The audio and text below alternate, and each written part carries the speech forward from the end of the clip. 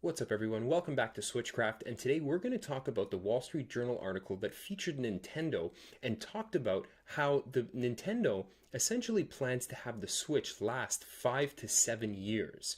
Well, since today is the 1 year Switch anniversary, it's basically for another 4 to 6 years. So let's sit back, relax, and let's talk about my thoughts on what Nintendo plans to do to keep the Switch relevant for that long, and will it be enough? Before we jump in, I'd ask you to consider subscribing and hitting that little like button down below if you're new to the channel. Hit that little bell so that you can get notified whenever I come out with the newest content.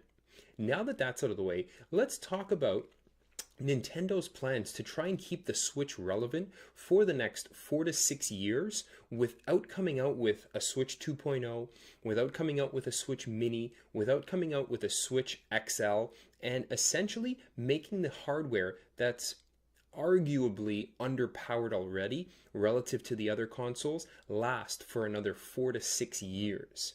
So they talked about how there's not going to be any iterations like you see with, like, for example, the Nintendo DS, like the 3DS, the 3DS XL, the 2DS, the 2DS XL, you name it.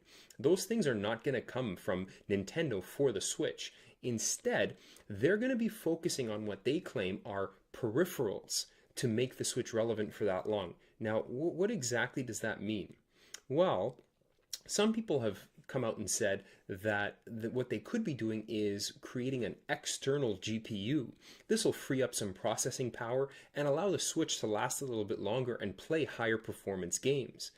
Now, what I don't necessarily agree with this, because if you have an external GPU, you have to consider one of two scenarios are going to take place. The first is that it's essentially going to lose its portability, right? Because you're not going to walk around with a portable GPU that you have to keep plugged into the Nintendo Switch when you're playing it in portable mode. And if you only keep it in docked mode the entire time, then think about how big of it's not a jump, but a drop off there's going to be between docked mode versus portable mode. There are already games that experience quite a lower frame rate and decrease in graphics quality when you're going from docked to portable mode. If you make that drop even bigger, there's going to be hardware pushers in the docked mode that essentially make the Switch unplayable in portable mode. And I don't know how I feel about that. So for those two reasons, I don't really think that the peripheral that Nintendo is waiting on is a external GPU. Now, I did jot down a couple of ideas that I think would make for cool peripherals and potentially make this already relatively underpowered system last the next 4 to 6 years that Nintendo wants it to. And the first one is something or a sequel to a game that isn't even out yet. Think about the possibilities with something like Nintendo Labo. And we see that Nintendo Labo is made out of things like string and cardboard. Now, if this really takes off, there's the possibility that we see a Nintendo Labo 2. And that could be made out of something that could perhaps last a little bit longer than cardboard. Think about some more permanent solutions in Nintendo Labo 2 made out of plastic instead of cardboard. Maybe you lose the whole putting it together yourself aspect of it, and you buy things that you essentially use the Switch for to bring to life. Think about that robot that you saw in one of the Labos that are coming out, and think about how cool that would be if it was a little bit more permanent and not made out of cardboard. That has the potential to last quite a bit longer and bring this whole augmented reality phase into a spotlight. I think that would be pretty cool. But I don't want to get ahead of myself. Labo isn't even out yet, so I don't know why I'm talking about Labo 2. The other option is using a headset to create Nintendo Switch VR. Now, if you do that, essentially it's just going to be like those glasses that you can get now that kind of sit over your head, and that you can use a cell phone to create a VR landscape with augmented reality. Now, there's the possibility to do this with the Nintendo Switch.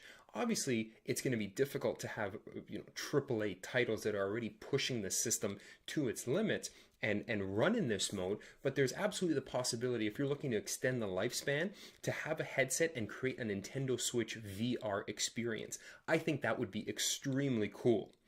The other thing that we could do is perhaps something like Nintendo speakers. That would not be the first time that Nintendo has made a peripheral like that.